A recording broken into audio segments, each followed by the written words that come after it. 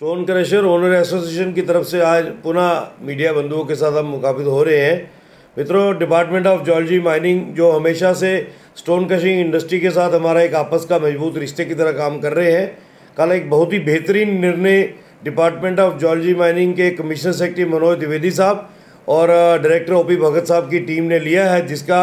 Stone crusher owner association दिल की गहराइयों से स्वागत करती है कि कश्मीर खित्ते के अंदर वहाँ के स्थानीय क्वेरी ओनर्स, क्वेरी के मालिक, चाहे वो अथवाजन में हो चाहे वो लसजन में हो, 58 ब्लॉक जो ऑलरेडी टेंडर हो चुके थे, चाहे वो कोई भी कंपनी थी जिनकी टेंडरिंग हो चुकी थी, लेकिन क्योंकि वो टाइम लिमिट को फॉलो नहीं कर पाए, एनवायरनमेंट क्लियरेंस नहीं ले पाए, उनके टेंडरिंग प्रोसेस को कैंसिल करके स्थानीय लोगों को काम दिया है। मुझे लगता है ये बड़ा बेहतरीन निर्णय है और हम इसका एसोसिएशन की तरफ से स्वागत करते हैं।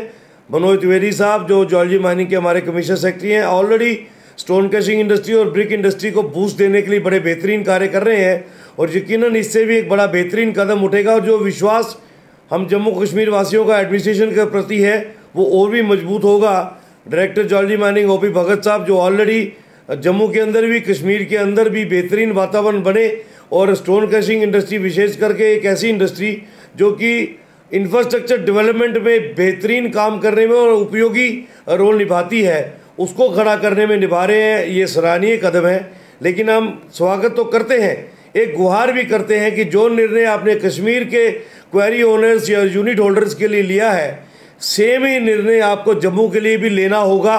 जम्मू के अंदर भी 250 पौने 300 के करीब स्टोन क्रशर्स हैं जो अननेसेसरीली ठेकेदार्स के ऊपर डिपेंड हो गए हैं कि वो हमें अलाउ करेंगे तो हम काम कर पाएंगे, जो मुझे लगता है कि इंडस्ट्री को सिक करने में बहुत बड़ा रोल निभा रहे हैं। और जैसे मैंने पहले भी कहा कि स्टोन क्रशिंग इंडस्ट्री के बेसिक इंडस्ट्री है और इंफ्रास्ट्रक्चर डेवलपमेंट में बुनियाद से लेकर उसकी इमारत की मंजिल तक पहुंचने में हमारा रोल रहता है, हमारा योगदान रहता है। इस इंडस्ट्री को ज़िंदा रखना, इसको बचाना एडमिनिस्ट्रेशन का एक बहुत बड़ा रोल है। जिस तरीके से मनोज द्विवेदी साहब और उनकी टीम में ओपी भगत साहब बेहतरीन कार्य कर रहे हैं, हम उम्मीद करते हैं कि आने वाले दिनों में जम्मू के अंदर भी ऐसा ही निर्णय हो और जहां पर जिन जिन ब्लॉकों के एनवायरनमेंट क्लियरेंस नहीं हुए हैं उसको रीशेड्यूल करके वहां के स्थानीय unit holders, stone crushing unit holders को वो लीज दी जाए ताकि वो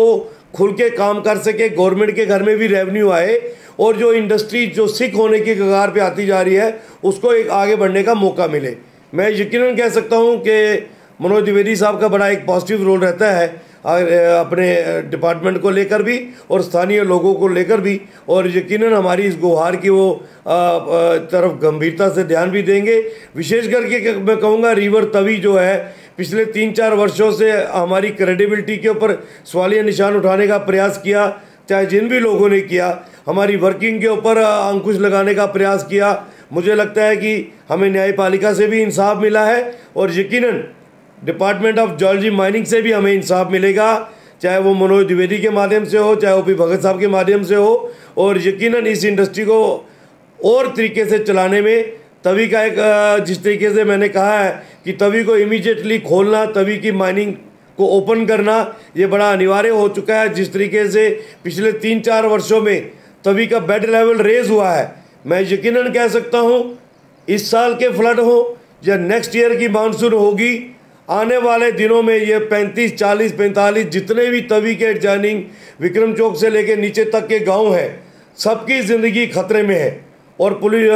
फ्लड कंट्रोल डिपार्टमेंट बड़ा स्पष्ट शब्दों से कह चुका है कि हम इतने समर्थ नहीं हैं कि इन लोगों को प्रोटेक्शन दे सके, इन लोगों की ज़िंदगी को बचा सके, इन लोगों को बहने से बचा सके। ऐसी परिस्थितियों में गवर्नमेंट का फ़र्ज़ बनता है कि ड्रेजिंग के मामले से माध्यम से इमीडिएटली तवी के अंदर माइनिंग का रास्ता खोला जाए और हम यूनिट होल्डर्स जो कि वहाँ पर बैठे हैं,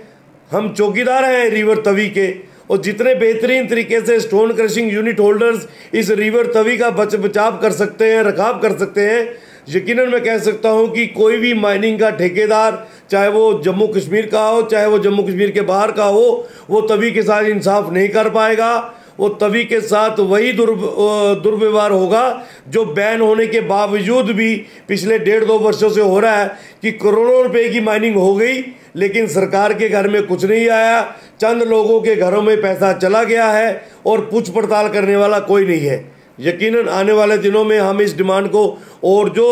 जोर शोर से उठाएंगे और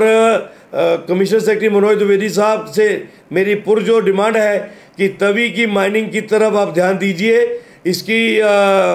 जो PIL उसको क्वैश करवाकर इमीडिएटली जो सन ऑफ द सॉइल हैं, जो हम यूनिट होल्डर्स हैं, जिनके बलबूते पे हज़ारों घरों की रोजी रोटी चल रही है, उनके हवाले तवी को कीजिए। हम तवी का ना नुकसान होने देंगे, ना सरकार का नुकसान होने देंगे, लेकिन इतना यकीन दिला सकते हैं कि सैकड़ों हज़ारों घरों की रोजी रोटी का साधन जो है वो हम लोग बनेंगे, जिस रोजी रोटी को पिछले 1.5-2 वर्षों से